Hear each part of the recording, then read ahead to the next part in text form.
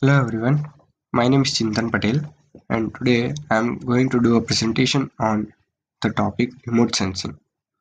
So let's talk about the term remote sensing. Remote means something which is not exactly in physical contact, which is far away.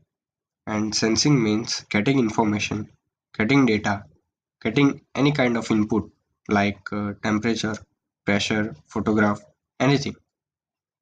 Normally, when we talk about remote sensing, we think about one thing, that is satellite remote sensing. But if we look at it broadly, even things like sonograph, MRI, even X-rays, all are remote sensing because we are getting information without actually being in contact.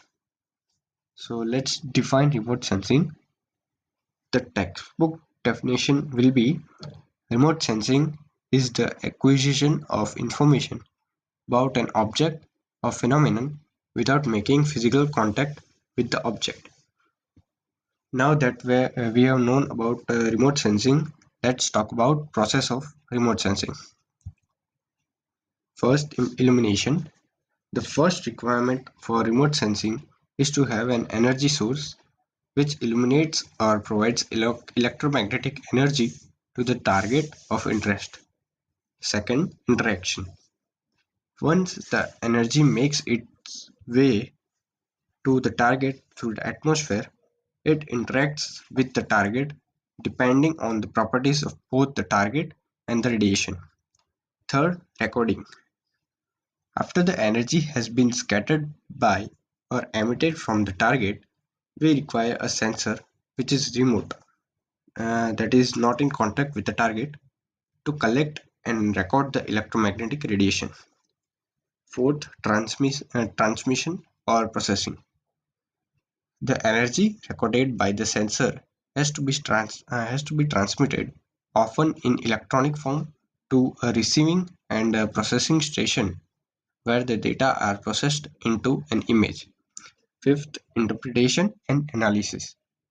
The processed image is interpreted visually or digitally or electronically to extract information about the target which was eliminated. Fifth, application. The final element of the remote sensing process is achieved when we apply the information.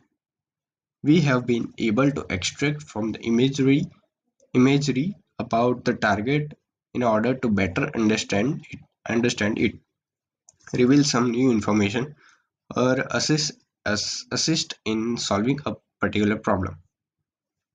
Now, let's talk about types of remote sensing. This classification is done based on the types of sensor. Uh, there are basically two types of remote sensing. First, passive remote sensing, and second, active remote sensing. Passive remote sensing. Let's take an example of Earth and a satellite. When the sun illuminates the Earth and the reflectance from the Earth's surface is collected by the satellite, this type of sensing is called passive remote sensing. This means the sensor is not having a source of illuminating the object. Passive sensors gather radiation that is emitted or reflected by the object or surrounding areas. Film photography is an example of passive remote sensing. Active remote sensing. Let's again take example of Earth and satellite. When the sensors on the satellite itself send a signal and record it to get an image, it this type of sensing is called active remote sensing. Active sensors emit energy in order to scan objects and area whereupon a sensor then detects and measures the radiation that is reflected or backscattered from the target. Is an example of active remote sensing.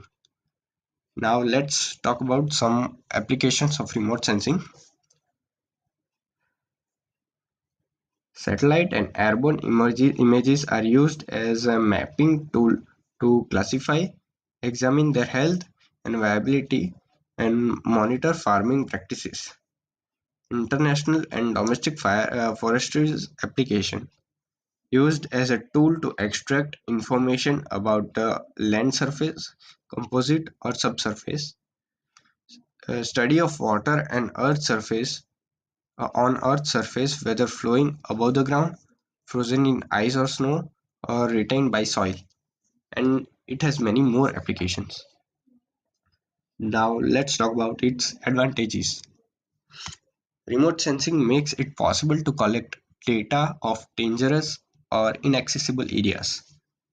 It replaces the costly and slow data collection on the ground, and it makes sure that the objects that are on the ground are not disturbed. A single image captured through remote sensing can be used for uh, for gathering many information. There is no limitation on the extent of information that can be gathered from single remotely sensed image. It is easier to locate floods or forest fires that has spread over a large region, which makes it easier to plan a rescue mission early and fast. Now let's talk about some of its disadvantages. Remote sensing is fairly expensive method of analysis, especially when measuring or analyzing smaller areas. Powerful active remote sensing systems, such as radars that emits their own electromagnetic radiation, can be intrusive and affect the phenomenon being investigated. The instruments used in remote sensing may sometimes be uncalibrated, which may lead to uncalibrated remote sensing data. The information provided by remote sensing data may not be complete and may be temporary. Thank you guys. This is all from my side.